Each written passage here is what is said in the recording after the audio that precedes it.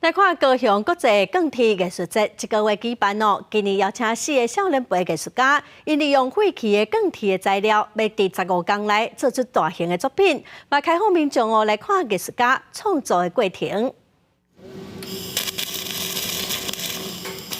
布地的草地，艺术家穿装备、戴头盔，利用大型钢铁素材创作这看起来亲像小型工厂作品。因为过去工业是高雄最重要的产业，只认为创作者将工业意象加入去作品，打造这能源工厂，要让民众参观的时阵会当想象甲高雄市产业历史做连结。发电它不只是像电力这样的，它可能涵盖说精神性的想法跟创造力。观者可以想象说，这是一个什么样的工厂？若是要讲台湾工业，就要为高雄跳船开始。这是创作者吴俊杰伊想要表达理念。另外一位创作者是利用铁条铁片创作这件敢若是精致的作品。这摆高雄国际钢铁艺术节豪华现地创作，当做4位艺术家要完成3件作品。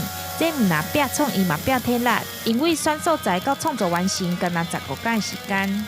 铁啊，台湾的工业的这个历史，在对高雄的铁船开始讲起，希望交爱会一只船，所以我想讲，既然安尼话，我嘛给号一个名，号啊做有力，做爽，佮做有力，就是爱你1万年。人就是伫这个社会上会变一个网络嘛，但是生活中就是。